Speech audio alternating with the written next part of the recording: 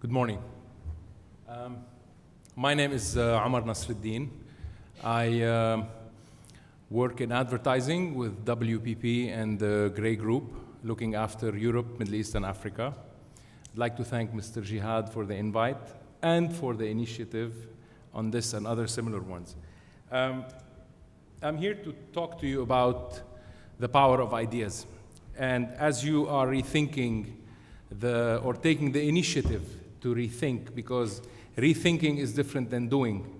And with so many nice, highly principled, highly ethical people who claim to be running this country for us, I hope it will be easier to start implementing the thinking, but at least let's try. What I do for a living basically is integrated marketing communications. In other words, integrated is taking all the media channels, and by media it's not about TV, it's every means possible we can get a message to a person. So if we can brand the backdrop of the bed, because they will see it before they sleep and we want to promote something for sleep, that would be a good medium.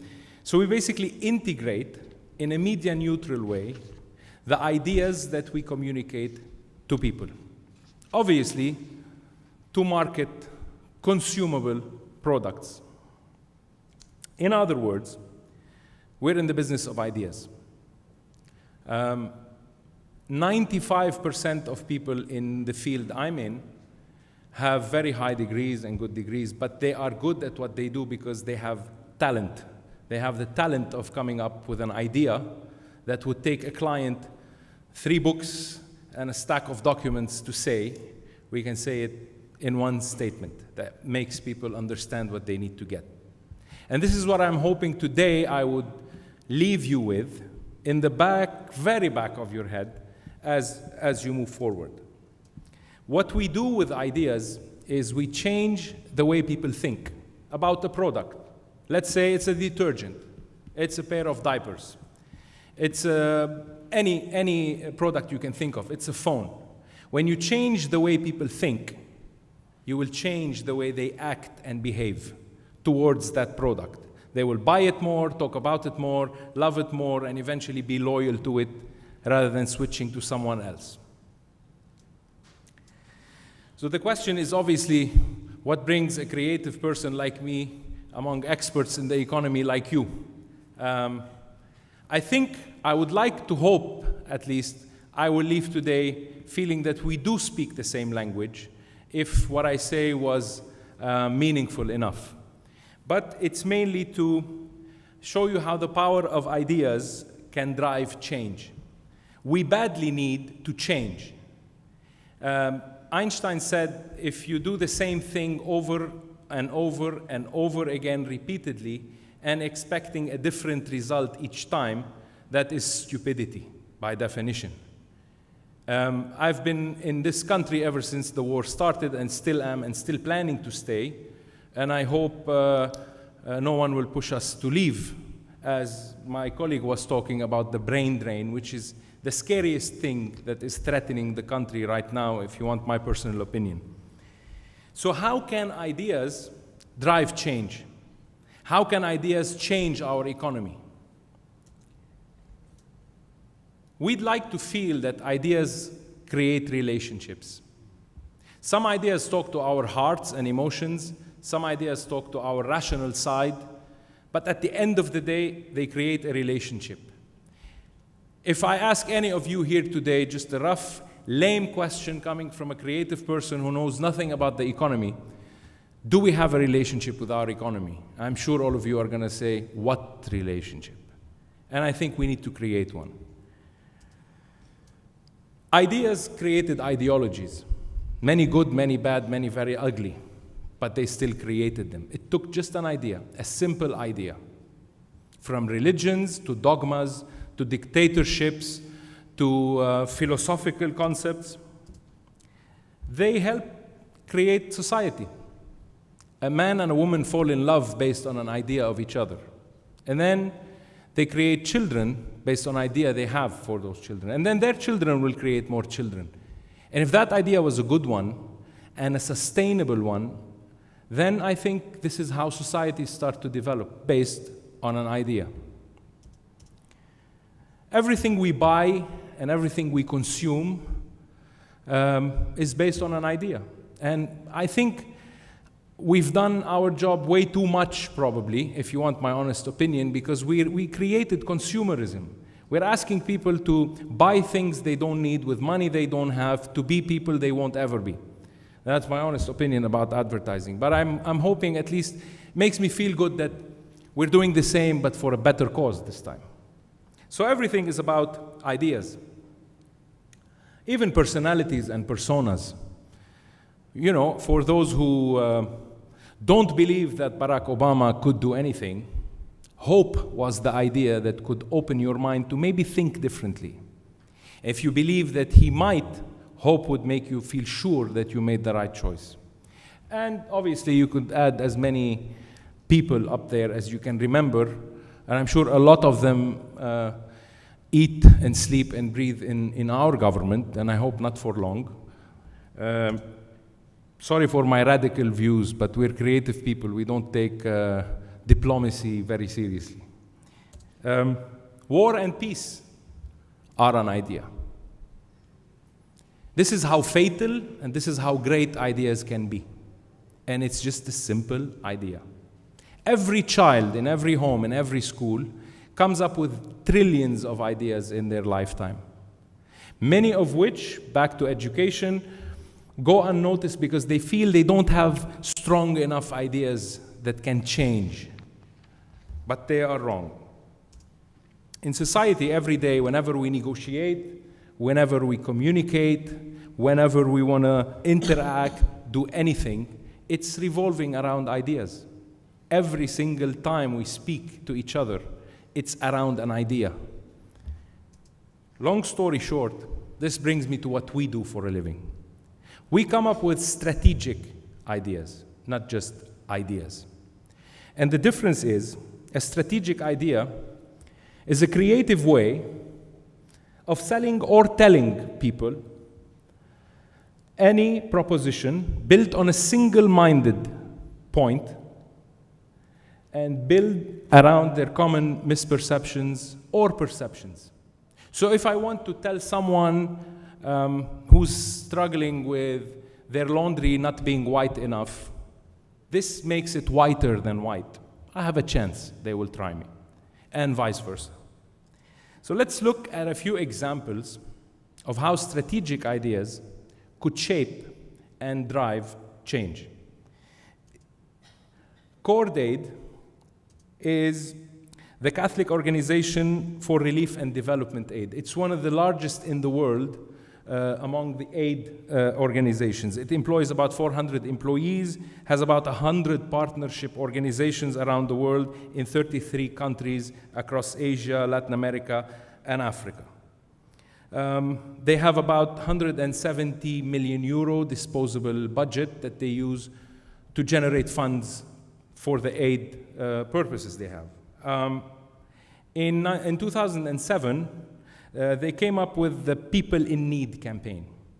And they wanted to gather funds to help people in deprived areas, mainly in Africa, get money for sustainability.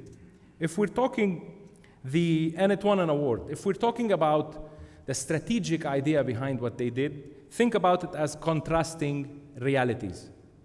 They contrasted the price of unnecessary luxuries with the price of vital survival elements needed by people in needy countries.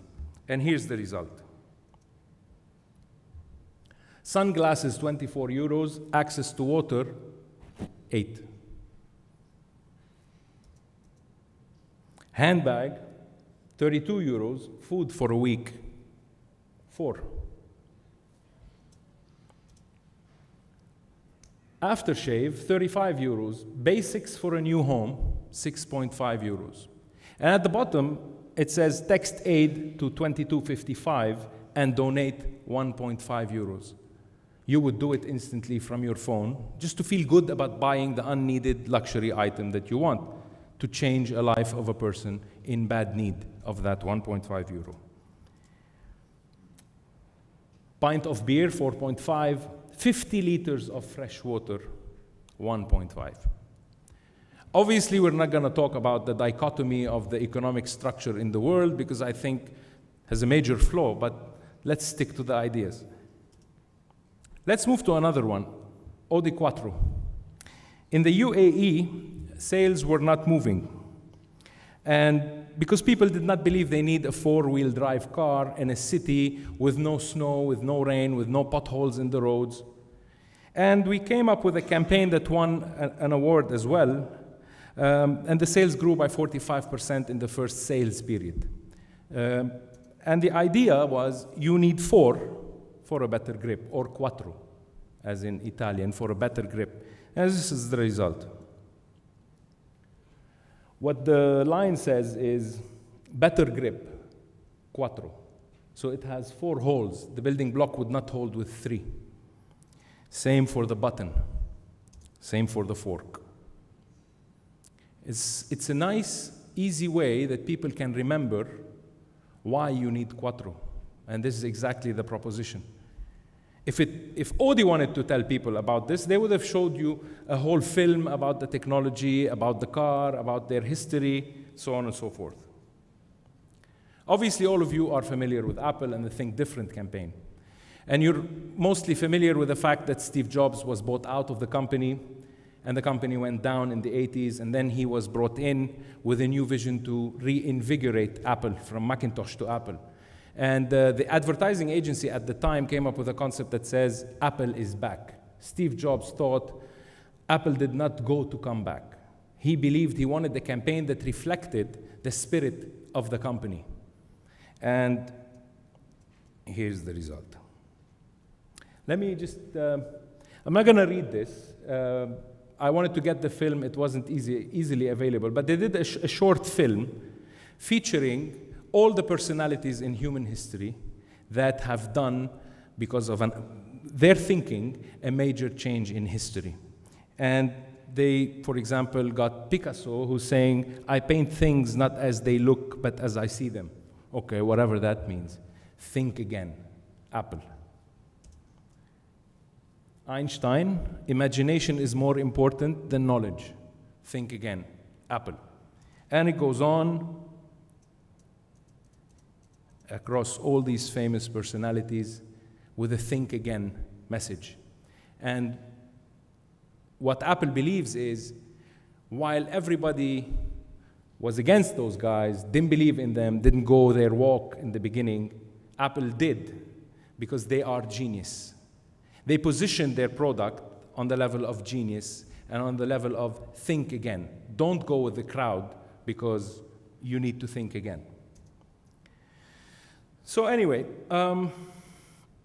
back to our economy, and I'm sure you heard a lot from more experts than I in the subject, so I'll just quickly go through it. It's good but not great. We're among the top 160. We have a projected improvement by the World Bank in 2017, whatever that means.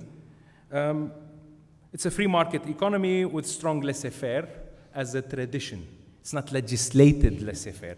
We're not winning from that. It just happened. Just like the Mukhtar who does not know how to read and write, but he knows your father, it's okay, I'll give you the paper you need. And so on and so forth. We're a depository for regional problems. We are debt burdened, and we're not going to go into whether the debt was legal, illegal, rightful, not rightful, what are the conditions of the World Bank, which are crazy, but we're burdened by the debt. High dependency on capital inflow, because obviously of the brain drain. They leave their parents here, no social protection, no social structure. So the poor people who travel need to send the money back to take care of their parents, and probably come back on a flight one day wearing black because they missed the time to be with them. Foreign investments, which is huge, is really a problem for us. And I work with multinational clients, all of whom are Fortune 500 companies, and I know their ethics, and I know their SOX compliance, Sarbanes-Oxley. They will never work with a country like Lebanon or Nigeria or India, for that matter, because of the corruption, because of the red tape, because of the bribing, and the stuff that you know better than me. The pledges from donor countries, from donor conferences, have all gone unfulfilled because Lebanon did not walk their talk. We import 4 times more than we export. Now, I'm not an expert, but when I was reading this, it struck me as very weird. I mean, at least let it be half. But 1/4 of our exports as opposed to 4 times our imports is crazy. Every country imports, but every country exports. We can't export because of a lot of factors you know better than me. We have a strong human capital. It's probably, as the colleague said, it's the best we have, but we're not utilizing it. I'll just skip this for the sake of time. And this is the most important contribution, I think, for the Lebanese economy, the people. I work with millions of consumers or people in about 55 countries across Europe, Middle East, and Africa. And I can tell you for a fact, every person wants what every other person wants, regardless the ethnicity, regardless the country of origin, regardless the salary, regardless the income. Everybody wants to be happy. Everybody wants to be secure. They want to live with their family in a secure and prosperous environment. They really don't care much for cheap, corrupt politicians and their news and their stories. They just want to be happy. And I can tell you, working with the Lebanese people as consumers for the last 20 years, I can tell you that, yes, the economy is about GDPs, GNPs, CPIs, interest rates, and what have you. But I think it's also about emotions. And this is what I want to open your mind towards. Don't look only at the numbers and the figures and the facts. Look at the emotions of the people. They are the capital we have. And they want hope in a future, in a country, in a better life for their children. They want trust in a government that does what it says. They want security and stability.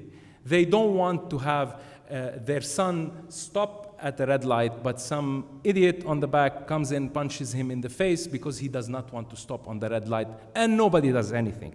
In any business today, somebody owes you money, and you go and say, you know, you owe me $100,000. He said, yeah, but you know, I'm not happy with this. I'll just give you 40, and ruh chaka. This is the business culture. This is the business ethic of this country, and this is why we don't have business in this country.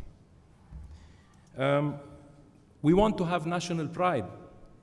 All of us love this country beyond belief. All of us want to do something. Integrity, transparency, responsibility and accountability, human rights, and even animal and natural rights. Why should we shoot a dog just because we feel, hey, you know, I just happened to be hunting and the dog passed by and I shot it, put it on the internet? Nobody does anything. I have an office in Switzerland, and I go to a very fancy restaurant where people come in with their dogs to the restaurant. This is civilization, and this is civilization. They want belonging. They want commitment and an active role to play in their own country, in their own economy. They would rather shine here collectively than to shine individually in different parts of the world. And so on and so forth. And I think this will lead to economic sustainability, which is the ultimate sign of economic health. I will quickly go through this because I'm aware we're running out of time, but just to give you an idea, and this requires a whole 3 days' work, but how do we come up with an idea for our economy? The players are 3. We have the governmental sector, the private sector, and the people. Not the public sector, the people. When you say public sector, you're talking to one body of I don't know what. When you say the people, it's us. We're people. So these are the 3 players. We need a 3-way communication strategy. The government will put out plans and incentives, long-term and short-term, that cater to both the private sector and the people. Same between the private sector and the people. And this interchange of information back and forth between the 3 entities will create a conversation. And we need one idea that is relevant to all of them. I will show you before I end, 5 more minutes, an example of how a country found one idea under which they unified the entire country in everything that it has.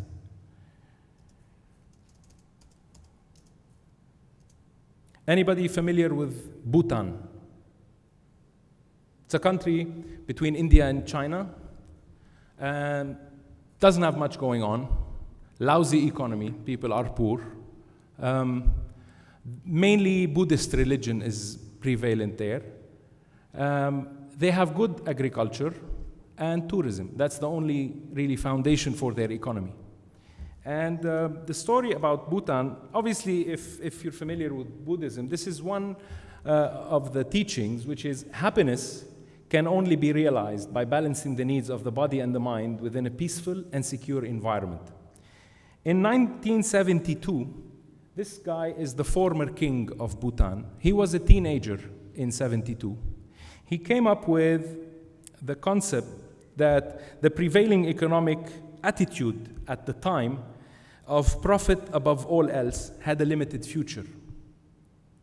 He's right, of course, on a human level. I think the economic crisis that happened lately proved that he was right, because the economy was running on the false pretense that we're going to keep making profits till eternity. Nothing's going to happen. And the country that caused the collapse did not reform, was not held accountable.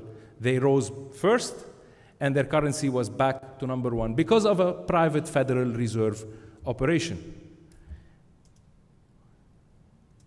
He came up with the concept of gross national happiness index. I'm sure most of you are familiar with it.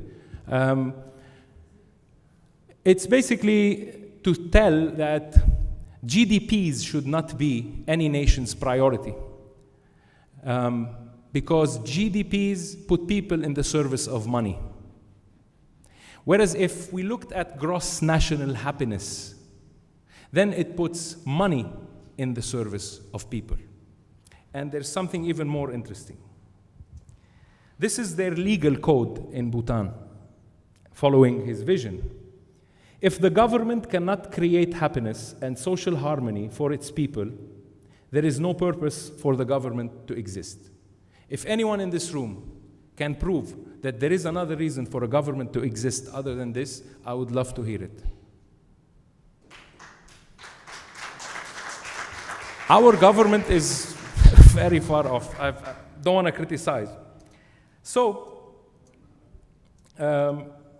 obviously, since 72, there have been about 40 plus years where they have been fine-tuning and refining this application of the idea of the concept of GNH, to the point that the United Nations now has the World Happiness Report, and another institution, the Gallup Wellbeing Index, is also there, and which shows you that while many thought stupid or silly of this idea, the Bhutanese did not. And they persevered, and now, and I'm sure in the coming 20 years, we will see more of this emerging, because it's becoming more about the people, not about the government, not about anything else, not about the profit. His idea was idea reversal, so he reversed the whole mechanic of it. And let me show you, his idea was happiness. Let me show you how they brought it to life. Happiness is a place called Bhutan. As simple as that. They are promoting their country, their heritage, their agriculture, their tourism. Happiness is Bhutan. Happiness is having no words to describe nature. Happiness is finding a true friend. Happiness is the creation of beautiful landscapes. Happiness is a choice. Happiness is meeting whatever. You get the idea? And this is what you see when you go to Bhutan. Welcome to our home. It's not to say Bhutan is ready for business. It's not to say Bhutan's duty-free zone is now welcoming multinationals. None of that crap. Just come in. You're welcome. It's our home. That's the national pride they have. And they're poor, huh? And please don't misunderstand that I'm defending the economy of Bhutan behind the GNH. I don't think they have a good economy, and I think they're going to struggle for a while. But one thing fantastically done well was coming up with an idea for the country, including their economy. A lot of publications emerged around the world. This is what you get when you go to Bhutan and you want to buy stuff. And this is their natural agricultural produce. It's not branded X, Y, or Z. It's branded Bhutan strawberry jam, Bhutan mineral water. This is national pride. They have an education system now that is about positive energy and a positive way of teaching that is being exported to the world. They made it in 2015 to the United Nations. That's their prime minister there talking about GNH. I think at the end of the day, what I want to leave you with is whether you're talking retail, whether you're talking education, governments, finance, services, energy, media, healthcare, you name it. Facts tell, but stories sell. Let's find a story for Lebanon. Let's find a story for our economy. We're all proud of this country. That's why we're still here. And it's about time we do something because we don't have a lot of time. We are being sucked dry beyond the bone to the bone marrow. We've been sucked dry by extremely elegant, professional, ethical thieves who've been robbing us for the last 40 years. And I wish somebody would put me in jail right now. Last, they say reality is relative. So if I think something of this room and someone else thinks something different of this room, these are two different realities about one room. Let's actually try to unify that perception we have of the country and its economy and come up with an idea that we will all champion and we will all, I'm sure, run after. Thank you very much. Thank you. Thank you.